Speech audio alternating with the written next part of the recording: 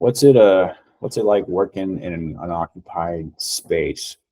Different than in a home situation. A lot of things are similar. People are concerned with what's your timeline, what's your cleanliness, how do you treat them when you are there, all of that good stuff. Different than someone who owns the property is when you're inside of apartments or assisted living facilities doing an occupied remodel, people that are inside the space that you are remodeling, unless it's a common area, if you're working on a unit or several units, the people that occupy those units are not your client. They don't own the property. They're not paying you. They didn't call you for the work or anything like that. The property manager did. Property manager is my client. They pay me. They sign the contract, right? That being said, the property manager and the tenant have different things that they want out of it. You know, the property manager aspires to a certain level of quality, but the level of quality they desire is beholden to the market and demographic that they are renting to. So like there's a property in Irving that someone might as well have set on fire that we were remodeling. It was a really bad property. It was really bad.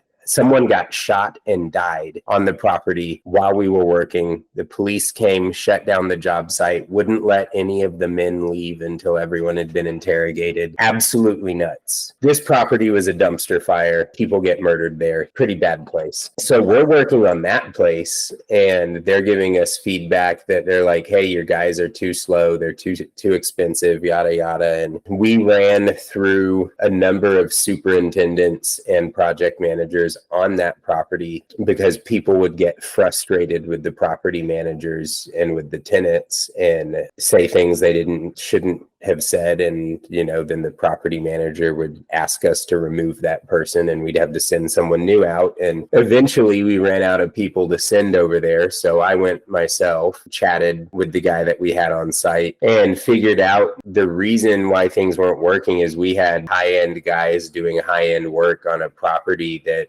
half the tenants were probably getting evicted because they weren't paying rent. So this was a property that was super cash poor, super economically depressed area. And we were going in there and we were treating that job like it was anywhere else, just doing the highest level of work. And I will go aside to say that for me personally, it doesn't matter if I'm working for Bill Gates or if I am working for someone inside of Section 8 housing. I'm going to treat you with the same care and provide the same quality of work. And I'm not going to beat anyone up over it. But not everyone is like that. We had to go in and we had to kind of like tell our guys, like, quit doing such a good job and hurry up, which is like the craziest thing you could ever say to someone. But those are some of the differences, is like the tenant is going to, more often than not, the tenant is going to be far more demanding than the property manager. The property manager wants you in and out and they don't want it to cost anything.